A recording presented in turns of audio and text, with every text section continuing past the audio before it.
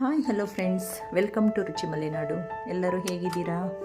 ಇವತ್ತು ನಾನು ರಾತ್ರಿ ಊಟಕ್ಕೆ ಅಕ್ಕಿ ರೊಟ್ಟಿ ಹಾಗೂ ಸಿಹಿಗುಂಬಳ ಪಲ್ಯ, ನಮ್ಮ ಕಡೆ ಸಿಹಿ ಸೋರೆಕಾಯಿ ಅಂತ ಹೇಳ್ತೀವಿ, ನಾನು ನಿಮ್ಮ ಭಾಷೆಯಲ್ಲೇ ಸಿಹಿಗುಂಬಳ ಅಂತಲೇ ಕರಿತೀನಿ. ಸಿಹಿಗುಂಬಳ ಪಲ್ಯ ಜೊತೆಗೆ ಮೊಸರು, ಗಟ್ಟಿ ಮೊಸರು ಸೂಪರ್ ಆಗಿರುತ್ತೆ. ನೀವು ಒಂದ್ಸಲ ಟ್ರೈ ಮಾಡಿ ನೋಡಿ.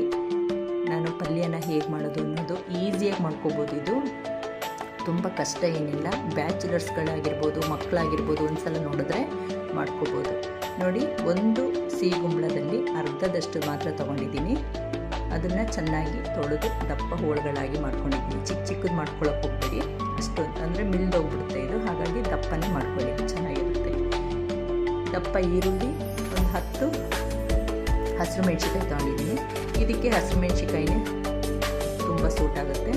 ನೀವು ಒಣಮೆಣಸಿಕಾಯಿಗಿಂತ ಈ ಥರ ಹಸಿರು ಮೆಣಸಿಕಾಯಿ ಅಲ್ಲೇ ಮಾಡಿ ನೋಡ್ಕೊಳ್ಳಿ, ಚೆನ್ನಾಗಿರುತ್ತೆ ಟೇಸ್ಟ್. ಒಂದು ದಪ್ಪ ಈರುಳ್ಳಿ ಸಣ್ಣದಾಗಿ ಹೆಚ್ಚಿಟ್ಕೊಂಡಿದ್ದೆ ಉದ್ದುದ್ದ, ಹಾಗೂ ಹಸಿರು ಮೆಣಸಿಕಾಯಿನೂ ಸಹ ಉದ್ದುದ್ದ ಹೆಚ್ಚಿಟ್ಕೊಂಡಿದ್ದೆ. ಒಗ್ಗರಣೆಗೆ ಒಂದು ಸೌಟಾಗುವಷ್ಟು ಎಣ್ಣೆ, ಸಾಸಿವೆ, ಕರಿಬೇವು, ಹೆಚ್ಚಿಟ್ಟಂತಹ ಈರುಳ್ಳಿ, ಹಸಿರು ಮೆಣಸಿಕಾಯಿ, ಚಿಟಕಿ ಅರಿಶಿಣ, ಇಷ್ಟೇ ಇದಕ್ಕೆ ಮಸಾಲೆ. ಬೇರೆ ಇನ್ನೇನಿಲ್ಲ. ಜೀರಿಗೆ, ಬೆಳ್ಳುಳ್ಳಿ ಮತ್ತೊಂದು ಏನೂ ಹಾಕಿಲ್ಲ.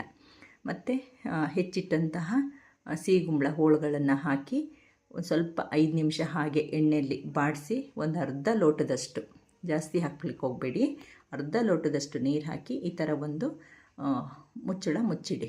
ಕೂಗಿಸ್ಲಿಕ್ಕೆ ಹೋಗಬೇಡಿ. ಇದು ಕುಕ್ಕರ್ ದಪ್ಪ ತಳ ಆದ್ದರಿಂದ ನಾನು ಈ ಥರ ಕುಕ್ಕರ್ ತೊಗೊಂಡಿದ್ದೆ.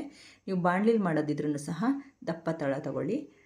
ನೋಡಿ, ಇಷ್ಟೇ ಇದ್ರದ್ದು 10 ನಿಮಿಷಗಳ ಕಾಲ ಹಬೆಲೆ ಬೆಂದಿದೆ. ಇದು ಬೆಂದೋಗ್ಬಿಟ್ಟಿದೆ, ನೀರನ್ನು ಜಾಸ್ತಿ ಹಾಕಲಿಲ್ಲ. ನೋಡಿ, ಸೋರೆಕಾಯಿ 2 ಟೈಪ್ ಇರುತ್ತೆ. ಸಿಹಿಗುಂಬಳ 2 ಟೈಪ್ ಇರುತ್ತೆ. ಒಂದು ಹಿಟ್ಟುಗಾಯಿ, ಒಂದು ನೀರುಗಾಯಿ ಅಂತ ಇರುತ್ತೆ. ಇದು ಹಿಟ್ಟುಗಾಯಿ. ಹಿಟ್ಟುಗಾಯಿ ಆದರೆ ಈ ಥರ ಬೇಗ ನೀರು ಡ್ರೈ ಆಗಿ ಹುಡಿ ಹುಡಿ ಆಗುತ್ತೆ. ನೀರುಗಾಯಿ ಅಂತಂದರೆ ನಾವು ಒಗ್ಗರಣೆಗೆ ಹಾಕಿದ ಕೂಡಲೇ ನಾವು ನೀರು ಹಾಕೋದೇ ಬೇಡ, ಅದೇ ನೀರು ಬಿಟ್ಕೊಬಿಡುತ್ತೆ. ಅದು ಅಷ್ಟು ರುಚಿ ಇರಲ್ಲ. ಮಾರ್ಕೆಟಲ್ಲಿ ತೊಗೋಬೇಕಾದ್ರೇ ಅವ್ರು ಹೇಳ್ತಾರೆ ಹಿಟ್ಟುಗಾಯಿ, ನೀರುಗಾಯಿ ನೋಡಿ ಕೊಡ್ತಾರೆ ಅವರು. ಅದು ನಮ್ಮ ಕಡೆ ಆ ಥರ ಮಾರ್ಕೆಟಲ್ಲಿ ಕೇಳಿದ್ರೆ ಕೊಡ್ತಾರೆ. ನಾವು ಹಿಟ್ಟುಗಾಯಿ ಮಾತ್ರ ತೊಗೊಳ್ತೀವಿ, ನೀರುಗಾಯಿ ಅಷ್ಟು ಸೂಟ್ ಆಗಲ್ಲ. ಹಾಗಾಗಿ ಅದೊಂದು ಇದರಲ್ಲಿ ಒಂದು ಪರೀಕ್ಷೆ ಇದೆ, ನೀವು ಒಂದ್ಸಲ ಟ್ರೈ ಮಾಡಿ ನೋಡಿ. ಈ ಥರ ಹುಡಿ ಹುಡಿ ಪಲ್ಯ ಬರಲ್ಲ. ಹಿಟ್ಟುಗಾಯಿಯಲ್ಲಿ ಮಾತ್ರ ಈ ಥರ ಪಲ್ಯ ಈ ಥರ ಬರುತ್ತೆ. ನೀರು ನಾವು ಜಾಸ್ತಿ ಹಾಕಲಿಲ್ಲ ನೋಡಿ, ಸ್ವಲ್ಪನೇ ಹಾಕಿದ್ದು. ಬೇಗ ಆಗೋಗುತ್ತೆ ಈ ಥರ ಒಂದು ಪಲ್ಯ. ಜಸ್ಟ್ 10 ನಿಮಿಷ ಮುಚ್ಚಿಟ್ರೆ ಆಮೇಲೆ ಕ್ಲೀನಾಗಿ ಬೆಂದೋಗುತ್ತೆ. ನೋಡಿ, ಅಷ್ಟು ದಪ್ಪ ಹೋಳುಗಳು ಮಾಡಿದ್ರೂ ಅದು ಹೋಳುಗಳು ಕಾಣ್ತಾನೇ ಇಲ್ಲ, ಮಿಲ್ದು ಬಿಟ್ಟಿದೆ. ಹಾಗಾಗಿ ದಪ್ಪ ತಳ ಪಾತ್ರೆ ತೊಗೊಳ್ಳಿ, ದಪ್ಪ ಹೋಳು ಮಾಡ್ಕೊಳ್ಳಿ ಅಂತ ನಾನು ಹೇಳಿದ್ದು. ಇದ್ರ ಜೊತೆಗೆ ಅಕ್ಕಿ ರೊಟ್ಟಿನೂ ಸಹ ಮಾಡ್ಕೊಂಡಾಯಿತು. ಈಗ ಗಟ್ಟಿ ಮೊಸರು ಪಲ್ಯದ ಜೊತೆ ಈ ಊಟ ಮಾಡೋದು ಒಂದೇ ಬಾಕಿ. ನೋಡಿದ್ರಲ್ಲ ಫ್ರೆಂಡ್ಸ್, ಈಸಿಯಾಗಿ ಇದು ಮಕ್ಕಳು ಸಹ ಮಾಡ್ಕೋಬೋದು ಈ ಥರ ಪಲ್ಯನ.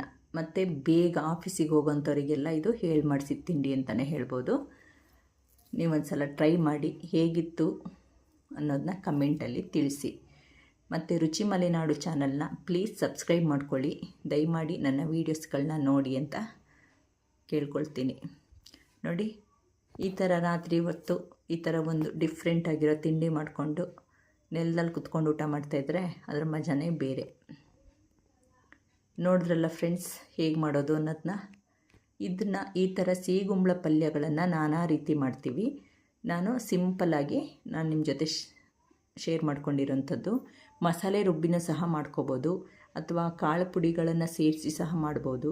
ತುಂಬ ವೆರೈಟಿಲಿ ಮಾಡ್ತೀವಿ. ಮತ್ತು ಎಲ್ಲ ತರಕಾರಿಗಳ ಜೊತೆ ಈ ಥರ ಸಿಹಿಗುಂಬಳ ಹಾಕಿ ಮಾಡೋದ್ರಿಂದ ಸಾಂಬಾರು, ಇಡ್ಲಿ ಈಗೆಲ್ಲ ತುಂಬ ಚೆನ್ನಾಗಿರುತ್ತೆ. ಮತ್ತು ಇನ್ನೊಂದು ವಿಶೇಷ ಏನಂದರೆ, ನಾವು ದೀಪಾವಳಿ ಹಬ್ಬದಲ್ಲಿ ಈ ಥರ ಒಂದು ಪಲ್ಯದ ಜೊತೆ ದೋಸೆನ ಮಾಡೋದು ದೀಪಾವಳಿ ಹಬ್ಬದ ದಿನ ನಮಗೆ ವಿಶೇಷ ಆಗಿರುತ್ತೆ. ದೋಸೆ ಹಾಗೂ ಸಿಹಿಗುಂಬಳದ ಪಲ್ಯನೇ ಅದ್ರ ದೀಪಾವಳಿ ಹಬ್ಬದ ವಿಶೇಷ. ನೋಡಿದ್ರಲ್ಲ ಫ್ರೆಂಡ್ಸ್, ಹೇಗಿತ್ತು ಅನ್ನೋದನ್ನ.